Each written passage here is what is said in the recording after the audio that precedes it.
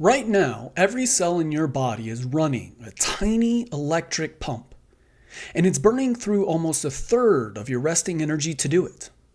Stop that pump for a few minutes and your nerves go quiet. Your heart stops.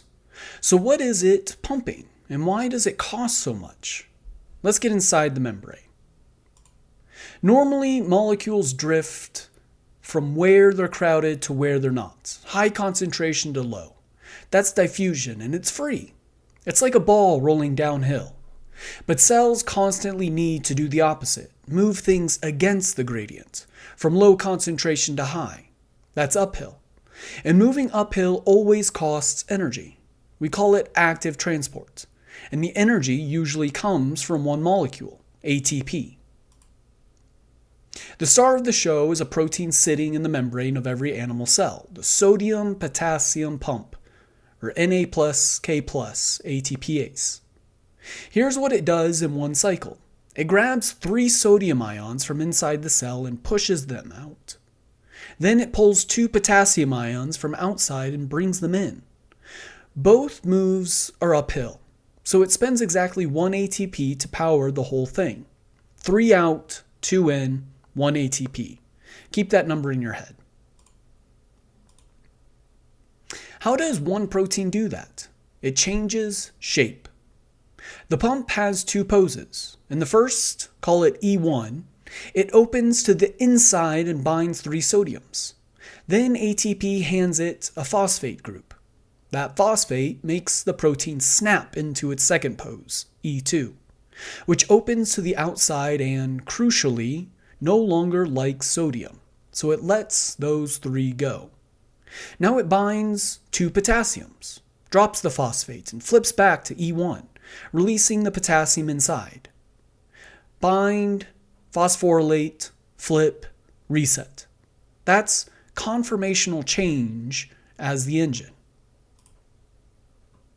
Now count the charge. 3 positive ions leave, 2 positive ions come in.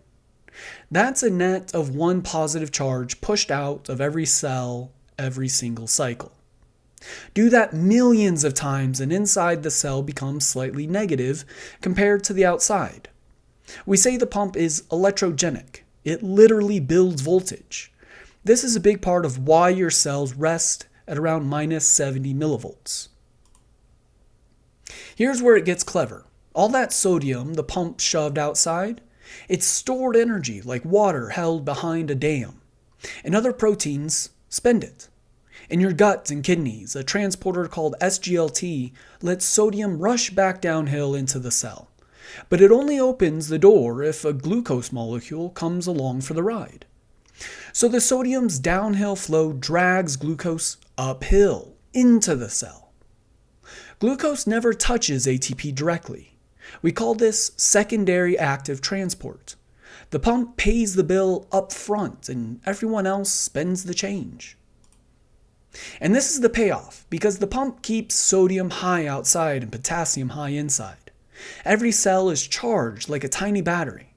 Nerve and muscle cells cash that in, open the right channel, ions flood down their gradients, and you get action potential, the electrical spike behind every thought, heartbeat, and movement.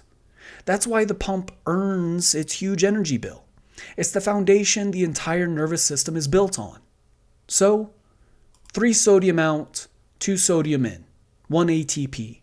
A pump that builds gradients, holds voltage, powers glucose uptake, and lets your neurons fire. Not bad for one protein.